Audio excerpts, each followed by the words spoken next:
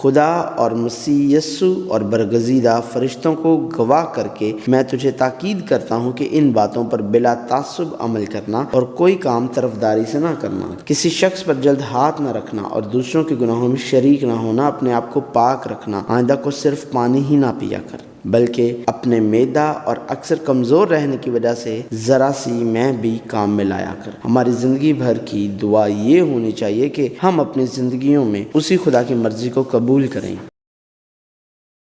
ابدی اور غیر متغیر کلام خدا، خدا کے ساتھ چلنا۔ بائبل جو وقت سے ماورا ہے، خدا کے ساتھ چلنا۔ حصہ 44۔ خدا کی بادشاہی۔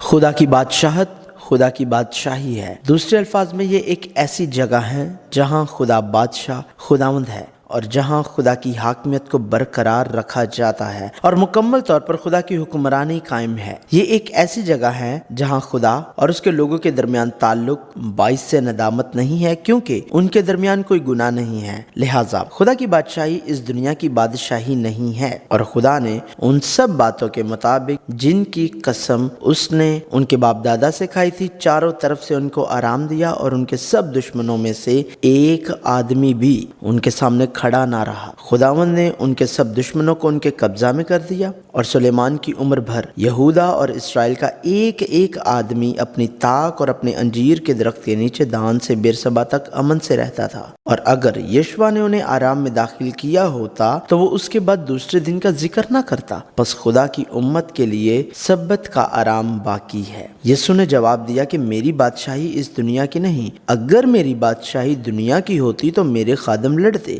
تاکہ میں یہودیوں کے حوالے نہ کیا جاتا، مگر اب میری بادشاہی یہاں کی نہیں۔ خدا کی بادشاہی جسے خدا قائم کرنا چاہتا ہے وہ روح القدس کی بادشاہی ہے، جہاں خدا کے ساتھ حقیقی آرام ہے۔ یہ یسوع کی منادی اور رسولوں کی گواہی ہے، کیونکہ خدا کی بادشاہی کھانے پینے پر نہیں بلکہ راست بازی اور میل ملاپ اور اس خوشی پر موقوف ہے جو روح القدس کی طرف سے ہوتی ہے۔ اس وقت سے یسوع نے منادی کرنا اور یہ کہنا شروع کیا کہ توبہ کرو، کیونکہ آسمان کی بادشاہی نزدیک آ گئی ہے۔ کمال دلیری سے بغیر روک ٹوک کے خدا کی بادشاہی کی منادی کرتا اور یہ خداوند یسوع مسیح کی باتیں سکھاتا رہا۔ خدا کی حاکمیت۔ کسی قوم کو ایک قوم کے طور پر پہچاننے کے لیے ایک رہنما، بادشاہ اور بادشاہ کے لوگوں کا ہونا ضروری ہے، اور ایک علاقہ ہونا چاہیے جو ایک ایسی سرزمین ہو جہاں بادشاہ اور عوام رہتے ہوں۔ تاہم ایک کلیدی عنصر ہے جو ان تینوں عناصر کو آپس میں جوڑتا ہے، اور وہ یہ ہے کہ اگر بادشاہ کی حکمرانی اس کے لوگوں کے ذریعے مکمل طور پر قائم ہو، اس سے کوئی فرق نہیں پڑتا ہے کہ بادشاہ کتنا ہی عظیم ہو اور زمین کتنی ہی وسیع کیوں نہ ہو۔ اگر اس ملک میں رہنے والے لوگوں پر بادشاہ کی حکومت نہیں ہے تو وہ یہ ملک ہے جہاں بادشاہ کی حکومت قائم نہیں ہے۔ یہ بہت اہم ہے کہ حکمرانی کا حق مکمل طور پر قائم ہے یا نہیں۔ جب حکمرانی کا حق بادشاہ اور عوام کے درمیان مکمل طور پر قائم ہو جائے تو نہ کوئی دکھ ہوتا ہے نہ شرمندگی، اور آدم اور اس کی بیوی دونوں ننگے تھے اور شرماتے نہ تھے۔ اسی لیے گناہ میں گرنے سے پہلے آدم اور حوا ایک دوسرے سے شرماتے نہیں تھے، وہ ایک دوسرے سے شرماتے نہیں تھے، اور اس سے بڑھ کر یہ کہ وہ خدا سے شرماتے نہیں تھے، کیونکہ کوئی گناہ نہیں تھا، کیونکہ خدا کی بادشاہی میں خدا کی حکومت پوری طرح سے قائم تھی۔ تاہم حوا سے شروع ہوتے اور پھر آدم، انہوں نے نیک و بد کی پہچان کے درخت کا پھل کھا کر خدا کے حکم کی نافرمانی کی، اور اس کے نتیجے میں وہ شرمندہ ہوئے۔ تب دونوں کی آنکھیں کھل گئی اور ان کو معلوم ہوا کہ وہ ننگے ہیں، اور انہوں نے انجیر کے پتوں کو سی کر اپنے لیے لنگیاں بنائیں، اور انہوں نے خدا کی آواز جو ٹھنڈے وقت باغ میں پھرتا تھا سنی، اور آدم اور اس کی بیوی نے اپنے آپ کو خدا کے حضور سے باغ کے درختوں میں چھپایا۔ اپنے گناہ کی وجہ سے آدم اور حوا جو خدا کے ساتھ اپنے تعلق سے شرمندہ تھے کو خدا سے بچنے کے لیے اپنے آپ کو ڈھانپ کر درختوں کے درمیان چھپنا پڑا۔ خدا کی بادشاہی گر گئی۔ کامل خدا ناکام نہیں ہوا بلکہ حاکمیت کا سمجھوتا کیا گیا تھا۔ اسی لیے عدن خدا کی بادشاہی کو خدا کی نامکمل بادشاہی کہا گیا، کیونکہ اگرچہ کوئی گناہ نہیں تھا لیکن یہ ایک ایسی جگہ تھی جہاں گناہ کا امکان تھا۔ تاہم یسوع مسیح کے کفارے کے کام کے ذریعے ہم جس بادشاہی میں داخل ہوں گے وہ اب نامکمل نہیں ہے، اور اس کے بجائے خدا کی ایک کامل بادشاہی ہے جہاں گناہ کا اب کوئی امکان نہیں ہے۔ پرانے عہد نامے میں خدا کی بادشاہی۔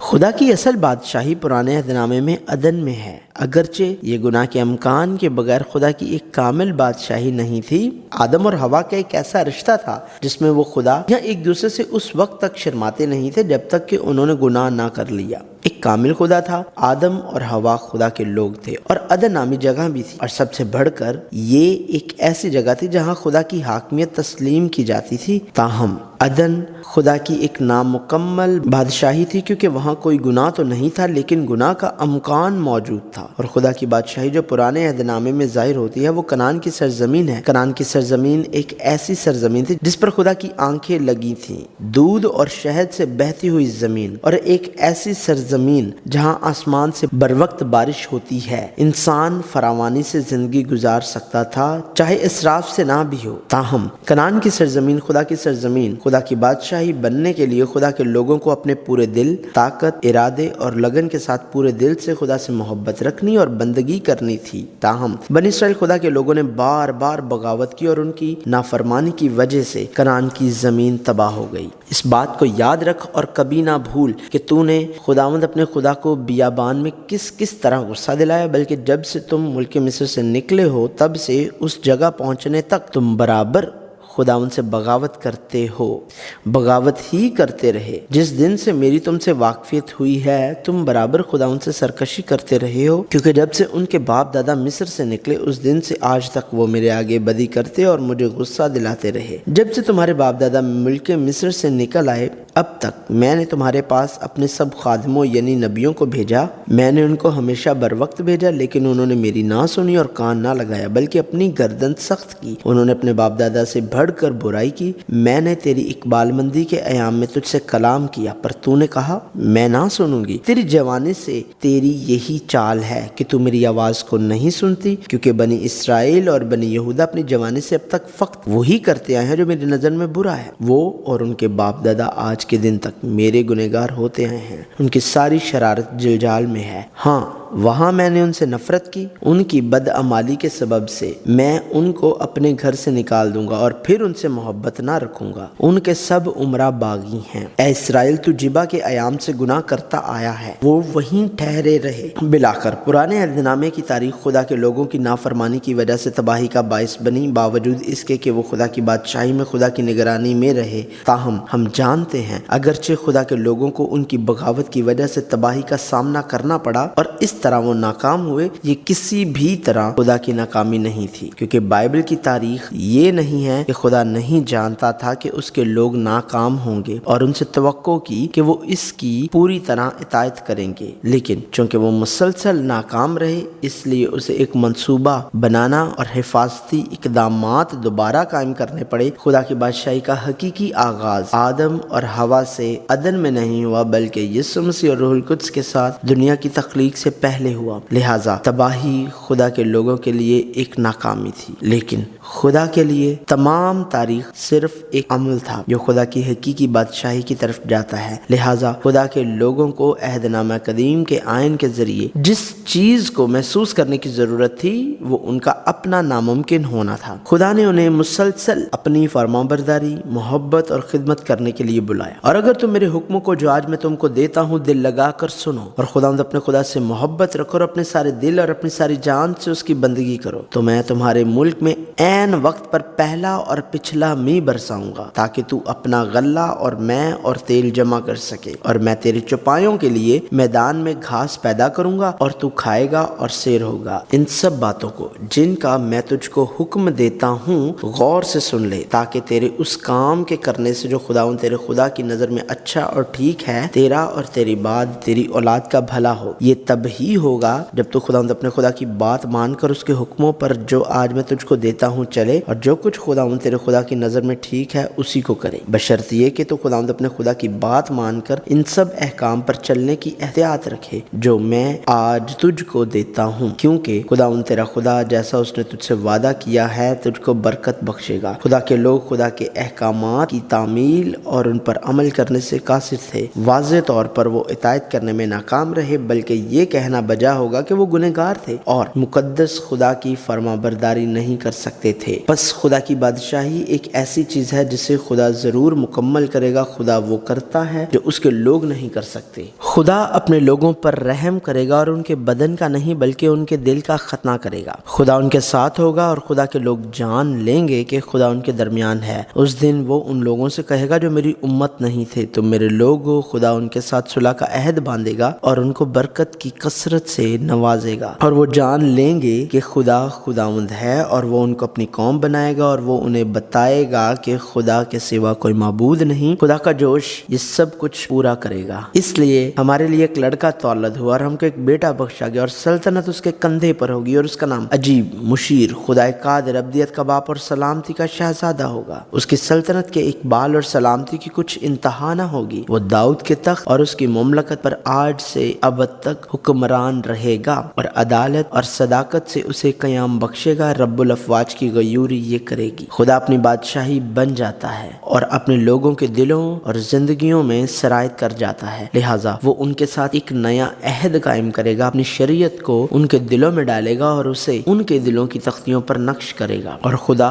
ان کو ایک مستقل دل اور ایک نئی روح دے گا، اور وہ ان میں ایک ایسا دل ڈالے گا جو خدا سے ڈرتا ہے، لہٰذا خدا انہیں ایک غیر منقسم دل اور ایک نئی روح عطا کرے گا۔ وہ ان کے پتھر دل کو نکال دے گا اور انہیں گوشتین دل دے گا۔ وہ ان کے اندر اپنی روح ڈالے گا جس سے وہ خدا کے قوانین کے مطابق چلیں گے۔ اس کا مطلب یہ ہے کہ خدا اپنی بادشاہی قائم کرے گا اور حکومت کرے گا۔ یہ خدا کا جوش ہے کہ ایسی قوم پیدا کرے جو خدا کی حکمرانی کی مکمل اطاعت میں ہو، جو کامل بادشاہ ہے۔ دیکھ، وہ دن آتے ہیں، خداوند فرماتا ہے، جب میں اسرائیل کے گھرانے اور یہودا کے گھرانے کے ساتھ نیا عہد باندھوں گا، اس عہد کے مطابق نہیں جو میں نے ان کے باپ دادا سے کیا جب میں نے ان کی دستگیری کی تاکہ ان کو ملک مصر سے نکال لاؤں، اور انہوں نے میرے اس عہد کو توڑا اگرچہ میں ان کا مالک تھا، خداوند فرماتا ہے۔ بلکہ یہ وہ عہد ہے جو میں ان دنوں کے بعد اسرائیل کے گھرانے سے باندھوں گا۔ خداوند فرماتا ہے، میں اپنی شریعت ان کے باطن میں رکھوں گا اور ان کے دل پر اسے لکھوں گا، اور میں ان کا خدا ہوں گا اور وہ میرے لوگ ہوں گے، اور وہ میرے لوگ ہوں گے اور میں ان کا خدا ہوں گا، اور میں ان کو یک دل اور یک روش بنا دوں گا، اور وہ اپنی اور اپنے بعد اپنی اولاد کی بھلائی کے لیے ہمیشہ مجھ سے ڈرتے رہیں گے، اور میں ان سے ابدی عہد کروں گا کہ ان کے ساتھ بھلائی کرنے سے باز نہ آؤں، اور میں اپنا خوف ان کے دل میں ڈالوں گا تاکہ وہ مجھ سے برگشتہ نہ ہوں۔ تب تم پر صاف پانی چھڑکوں گا اور تم پاک صاف ہوگے، اور میں تم کو تمہاری تمام گندگی سے اور تمہارے سب بتوں سے پاک کروں گا، اور میں تم کو نیا دل بخشوں گا اور نئی روح تمہارے باطن میں ڈالوں گا، اور تمہارے جسم میں سے سنگین دل کو نکال ڈالوں گا اور گوشتین دل تم کو عنایت کروں گا، اور میں اپنی روح تمہارے باطن میں ڈالوں گا اور تم سے اپنے آئین کی پیروی کراؤں گا، اور تم میرے احکام پر عمل کرو گے اور ان کو بجا لاؤ گے، اور تم اس ملک میں جو میں نے تمہارے باپ دادا کو دیا سکونت کرو گے، اور تم میرے لوگ ہوگے اور میں تمہارا خدا ہوں گا۔ تب تم جانو گے کہ میں اسرائیل کے درمیان ہوں، اور میں خداوند تمہارا خدا ہوں اور کوئی دوسرا نہیں، اور میرے لوگ کبھی شرمندہ نہ ہوں گے۔ اور اس کے بعد میں ہر فرد بشر پر اپنی روح نازل کروں گا، اور تمہارے بیٹے بیٹیاں نبوت کریں گے، اور تمہارے بوڑھے خواب اور جوان رویا دیکھیں گے، بلکہ میں ان ایام میں غلاموں اور لونڈیوں پر اپنی روح نازل کروں گا۔ خدا کی بادشاہی تب ہوتی ہے جب بادشاہی کا موضوع خدا اپنے لوگوں کے پاس آتا ہے۔ اسی لیے پرانے عہد نامہ کے بنی اسرائیل تاریخ میں تباہ ہو گئے، اور خدا نے انبیاء کی کتاب میں بیان کیا کہ وہ اپنے لوگوں کے پاس آئے گا۔ خدا کی بادشاہی بن جاتا ہے اور اپنے لوگوں کے دلوں اور زندگیوں میں سرایت کر جاتا ہے، لہٰذا وہ اپنی شریعت کو ان کے دلوں میں ڈالتے اور اسے ان کے دلوں کی تختیوں پر کندہ کرتے ہوئے ان کے ساتھ ایک نیا عہد قائم کرے گا، اور خدا ان کو ایک مستقل دل اور ایک نئی روح دے گا، اور وہ ان میں ایک ایسا دل ڈالے گا جو خدا سے ڈرتا ہے، لہٰذا خدا نے ایک غیر منقسم دل اور ایک نئی روح عطا کرے گا۔ وہ ان کے پتھر دل کو نکال دے گا اور انہیں گوشتین دل دے گا۔ وہ ان کے اندر اپنی روح ڈالے گا جس سے وہ خدا کے قوانین کے مطابق چلیں گے۔ اس کا مطلب یہ ہے کہ خدا اپنی بادشاہی قائم کرے گا اور حکومت کرے گا۔ یہ خدا کا جوش ہے کہ ایک ایسی قوم کو پیدا کرے جو خدا کی حکمرانی کی مکمل اطاعت میں ہوں، جو کامل بادشاہ ہے۔ خدا کا یہ جوش اس کی راست بازی کے طور پر ظاہر ہوگا۔ یہ خدا کا فضل ہے کہ اس نے ہمیں یسوع مسیح دیا، جس نے بے گناہ ہونے کے باوجود اس پر ایمان لانے والے تمام لوگوں کے لیے بلا تفریق ہمارے گناہ کی قیمت ادا، تاکہ ایمان کے وسیلے سے ہم اس میں خدا کی راست بازی بن جائیں، کیونکہ شریعت کے اعمال سے کوئی بشر اس کے حضور راست باز نہیں ٹھہرے گا، اس لیے کہ شریعت کے وسیلے سے تو گناہ کی پہچان ہی ہوتی ہے، مگر اب شریعت کے بغیر خدا کی ایک راست بازی ظاہر ہوئی جس کی گواہی شریعت اور نبیوں سے ہوتی ہے۔ تو بھی یہ جان کر کہ آدمی شریعت کے اعمال سے نہیں بلکہ صرف یسوع مسیح پر ایمان لانے سے راست باز ٹھہرتا ہے، خود بھی مسیح یسوع پر ایمان لائے تاکہ ہم مسیح پر ایمان لانے سے راست باز ٹھہریں، نہ کہ شریعت کے اعمال سے، کیونکہ شریعت کے اعمال سے کوئی بشر راست باز نہ ٹھہرے گا اور اس میں پایا جاؤں، نہ اپنی اس راست بازی کے ساتھ جو شریعت کی طرف سے ہے بلکہ اس راست بازی کے ساتھ جو مسیح پر ایمان لانے کے سبب سے ہے اور خدا کی طرف سے ایمان پر ملتی ہے۔ جو گناہ سے واقف نہ تھا اسی کو اس نے ہمارے واسطے گناہ ٹھہرایا تاکہ ہم اس میں ہو کر خدا کی راست بازی ہو جائیں۔ نیز یہ خدا کی راست بازی ایمان کی راست بازی کے طور پر ظاہر ہوتی ہے۔ خدا کے فضل سے ہمیں یسوع مسیح کی طرف سے مخلصی کے ذریعے راست باز کہا گیا ہے۔ یہ یسوع کی راست بازی کی وجہ سے ہے کہ وہ خود راست باز ہے اور وہ ان لوگوں کو کسی شریعت یا کاموں کے ذریعے نہیں بلکہ صرف ایمان کی شریعت سے راست باز قرار دیتا ہے جو یسوع پر ایمان رکھتے ہیں۔ یہ صرف فضل، صرف ایمان سے خدا کی بادشاہی ایمان کے ذریعے حاصل کی جاتی ہے، مگر اس کے فضل کے سبب سے اس مخلصی کے وسیلے سے جو مسیح یسوع میں ہے مفت راست باز ٹھہرائے جاتے ہیں۔ اسے خدا نے اس کے خون کے باعث ایک ایسا کفارہ ٹھہرایا جو ایمان لانے سے فائدہ مند ہو، تاکہ جو گناہ پیشتر ہو چکے تھے اور جن سے خدا نے تحمل کر کے طرح دی تھی ان کے بارے میں وہ اپنی راست بازی ظاہر کرے، بلکہ اسی وقت اس کی راست بازی ظاہر ہو تاکہ وہ خود بھی عادل رہے اور جو یسوع مسیح پر ایمان لائے اس کو بھی راست باز ٹھہرانے والا ہو۔ بس فخر کہاں رہا؟ اس کی گنجائش ہی نہیں۔ کون سی شریعت کے سبب سے؟ کیا اعمال کی شریعت کے سبب سے؟ نہیں، بلکہ ایمان کی شریعت سے۔ چنانچہ ہم یہ نتیجہ نکالتے ہیں کہ انسان شریعت کے اعمال کے بغیر ایمان کے سبب سے راست باز ٹھہرتا ہے۔ نئے عہد نامے میں خدا کی بادشاہی۔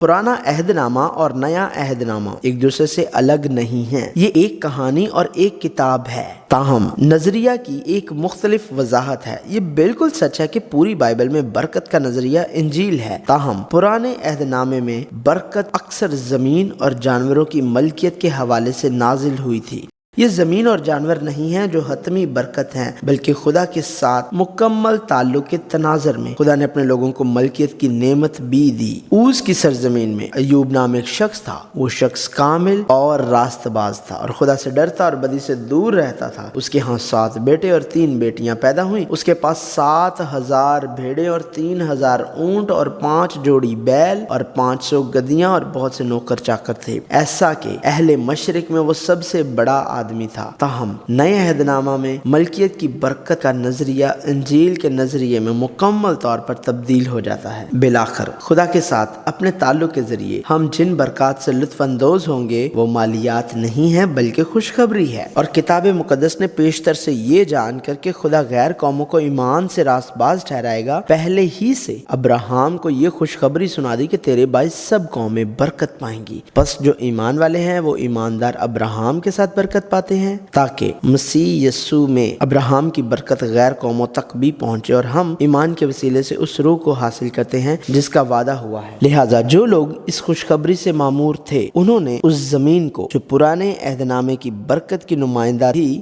بیچ دیا اور اس کی قیمت رسولوں کے سامنے لائے، اور جو ایمان لائے تھے وہ سب ایک جگہ رہتے تھے اور سب چیزوں میں شریک تھے اور اپنا مال و اسباب بیچ کر ہر ایک کی ضرورت کے موافق سب کو بانٹ دیا کرتے تھے، اور ایمانداروں کی جماعت ایک دل اور ایک جان تھی، اور کسی نے بھی اپنے مال کو اپنا نہ کہا بلکہ ان کی سب چیزیں مشترک تھیں، اور رسول بڑی قدرت سے خداوند یسوع کے جی اٹھنے کی گواہی دیتے رہے، اور ان سب پر بڑا فضل تھا کیونکہ ان میں کوئی بھی محتاج نہ تھا، اس لیے کہ جو لوگ زمینوں یا گھروں کے مالک تھے ان کو بیچ کر بکی ہوئی چیزوں کی قیمت لاتے اور رسولوں کے پاؤں میں رکھ دیتے تھے، پھر ہر ایک کو اس کی ضرورت کے موافق بانٹ دیا جاتا تھا۔ کنعان کی سرزمین کا تصور ایک ہی ہے۔ کنعان کی سرزمین جہاں خدا نے اپنے لوگوں سے بات کی تھی وہ در حقیقت طبعی زمین نہیں تھی۔ اگر کنعان طبعی زمین، حقیقی زمین تھی جو خدا نے عہد نامہ قدیم کے لوگوں سے کہی تھی، تو خدا کے لوگوں کو خدا کے جوش کے ساتھ زمین کو خدا کی بادشاہی بنانا چاہیے تھا۔ پرانے عہد نامے میں جس حقیقی کنعان کی بات کی گئی ہے وہ کوئی اور نہیں بلکہ یسوع مسیح کی اقامت گاہ تھی، جس کی نمائندگی کنعان،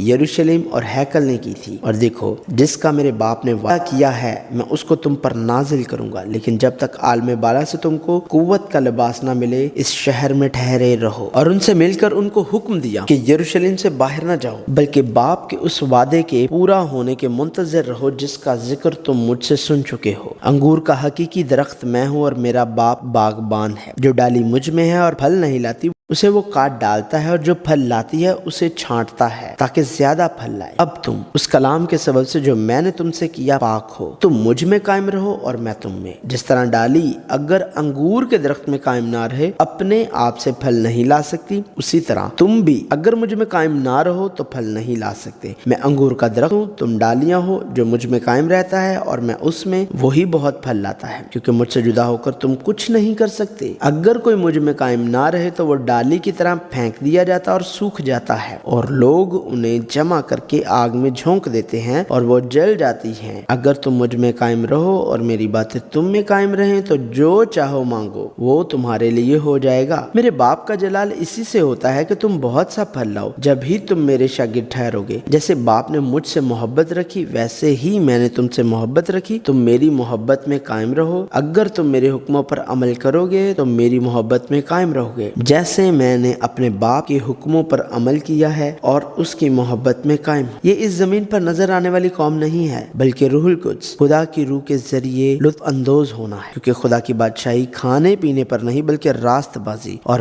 میل ملاپ اور اس خوشی پر موقوف ہے جو روح القدس کی طرف سے ہوتی ہے۔ خدا کی بادشاہی کی عارضیت۔ جب یسوع نے کہا وقت پورا ہو گیا ہے، اس نے کہا خدا کی بادشاہی نزدیک آ گئی ہے، توبہ کرو اور خوشخبری پر ایمان لاؤ۔ آ گئی کا مطلب آ رہی اور آ چکی دونوں معنی ہیں۔ جب یسوع نے شاگردوں کو خدا کی بادشاہی کے بارے میں تعلیم دی تو وہ پہلے ہی ان کے پاس خدا کی بادشاہی کے طور پر آ چکا تھا۔ جب فریسیوں نے اس سے پوچھا کہ خدا کی بادشاہی کب آئے گی تو اس نے جواب میں ان سے کہا کہ خدا کی بادشاہی ظاہری طور پر نہ آئے گی، اور لوگ یہ نہ کہیں گے کہ دیکھو یہاں ہے یا وہاں ہے، کیونکہ دیکھو خدا کی بادشاہی تمہارے درمیان ہے۔ تاہم دوسری طرف جس طرح قریب کا مطلب آنا کا ہے، اسی طرح خدا کی بادشاہی یسوع کی دوسری آمد کے ذریعے آئے گی۔ لہٰذا خدا کی بادشاہی پہلے ہی وقت پر آ چکی ہے لیکن ابھی تک مکمل نہیں ہوئی ہے۔ روح القدس میں زندگی گزارنے والے ایک مسیحی کی زندگی میں یہ سچ ہے کہ خدا کی بادشاہی جس کا پہلے ہی اعلان کیا جا چکا ہے ہمارے اندر ہے۔ میں مسیح کے ساتھ مصلوب ہوا ہوں اور اب میں زندہ نہ رہا بلکہ مسیح مجھ میں زندہ ہے، اور میں جو اب جسم میں زندگی گزارتا ہوں تو خدا کے بیٹے پر ایمان لانے سے گزارتا ہوں، جس نے مجھ سے محبت رکھی اور اپنے آپ کو میرے لیے موت کے حوالے کر دیا۔ ایک دوسرے سے جھوٹ نہ بولو، کیونکہ تم نے پرانی انسانیت کو اس کے کاموں سمیت اتار ڈالا اور نئی انسانیت کو پہن لیا ہے جو معرفت حاصل کرنے کے لیے اپنے خالق کی صورت پر نئی بنتی جاتی ہے۔ اس لیے اگر کوئی مسیح میں ہے تو وہ نیا مخلوق ہے، پرانی چیزیں جاتی رہیں، دیکھو وہ نئی ہو گئیں۔ تاہم خدا کی بیان کردہ بادشاہی ابھی تک ہماری زندگیوں میں پوری طرح سے حقیقی نہیں ہوئی ہے، لہٰذا خدا کی بادشاہی ایک جاری روحانی جنگ میں پہلے سے اور ابھی تک نہیں کے درمیان تناؤ میں موجود ہے۔ یہ غرض نہیں کہ میں پا چکا یا کامل ہو چکا ہوں بلکہ اس چیز کے پکڑنے کے لیے دوڑا ہوا جاتا ہوں جس کے لیے مسیح یسوع نے مجھے پکڑا تھا، کیونکہ باتیں انسانیت کی روح سے تو میں خدا کی شریعت کو بہت پسند کرتا ہوں، مگر مجھے اپنے اعضاء میں ایک اور طرح کی شریعت نظر آتی ہے جو میری عقل کی شریعت سے لڑ کر مجھے اس گناہ کی شریعت کی قید میں لے آتی ہے جو میرے اعضاء میں موجود ہے۔ ہائے میں کیسا کمبخت آدمی ہوں، اس موت کے بدن سے مجھے کون چھڑائے گا؟ اپنے خداوند یسوع مسیح کے وسیلے سے خدا کا شکر کرتا ہوں۔ غرض میں خود اپنی عقل سے تو خدا کی شریعت کا مگر جسم سے گناہ کی شریعت کا محکوم ہوں۔ بس اب جو مسیح یسو میں ہیں ان پر سزا کا حکم نہیں، کیونکہ زندگی کے روح کی شریعت نے مسیح یسو میں مجھے گناہ اور موت کی شریعت سے آزاد کر دیا، اس لیے کہ جو کام شریعت جسم کے سبب سے کمزور ہو کر نہ کر سکی وہ خدا نے کیا، یعنی اس نے اپنے بیٹے کو گناہ آلودہ جسم کی صورت میں اور گناہ کی قربانی کے لیے بھیج کر جسم میں گناہ کی سزا کا حکم دیا۔ مگر اے مرد خدا، تو ان باتوں سے بھاگ اور راست بازی، دینداری، ایمان، محبت، صبر اور حلم کا طالب ہو۔ ایمان کی اچھی کشتی لڑ، اس ہمیشہ کی زندگی پر قبضہ کر لے جس کے لیے تو بلایا گیا تھا اور بہت سے گواہوں کے سامنے اچھا اقرار کیا تھا۔ اس جنگ کے دوران ایماندار اس مقام کی طرف بڑھتے ہوئے جہاں وہ اپنے طور پر نہیں بلکہ خدا کی مرضی کی اطاعت کے عمل کے ذریعے خدا کی حکمرانی کو تسلیم کرتے ہیں، اپنے وطن کی طرف دیکھتے ہیں۔ یہ سب ایمان کی حالت میں مرے اور وعدہ کی ہوئی چیزیں نہ پائیں مگر دور ہی سے انہیں دیکھ کر خوش ہوئے اور اقرار کیا کہ ہم زمین پر پردیسی اور مسافر ہیں۔ جو ایسی باتیں کہتے ہیں وہ ظاہر کرتے ہیں کہ ہم اپنے وطن کی تلاش میں ہیں اور جس ملک سے وہ نکل آئے تھے اگر اس کا خیال کرتے تو انہیں واپس جانے کا موقع تھا، مگر حقیقت میں وہ ایک بہتر یعنی آسمانی ملک کے مشتاق تھے۔ اسی لیے خدا ان سے یعنی ان کا خدا کہلانے سے شرمایا نہیں، چنانچہ اس نے ان کے لیے ایک شہر تیار کیا۔ اسی لیے یسوع نے بھی امت کو خود اپنے خون سے پاک کرنے کے لیے دروازہ کے باہر دکھ اٹھایا۔ بس آؤ اس کی ذلت کو اپنے اوپر لیے ہوئے خیمہ گاہ سے باہر اس کے پاس چلیں، کیونکہ یہاں ہمارا کوئی قائم رہنے والا شہر نہیں بلکہ ہم آنے والے شہر کی تلاش میں ہیں۔ لہٰذا جبکہ کامل فردوس موت کے بعد ایک منزل ہے، ہمیں اس دنیا میں فردوس کا مزہ چکھنا چاہیے جو اس کامل فردوس کا راستہ ہے۔ خدا کے فضل سے نجات پانے کے بعد ہمیں اس زمین پر طویل عرصے تک زندہ رہنے کی وجہ یہ ہے کہ ہم خدا کے نجات پائے لوگوں کی حیثیت سے زندگی گزاریں، ان لوگوں کی زندگی جو خدا کی بادشاہی کے مالک ہیں۔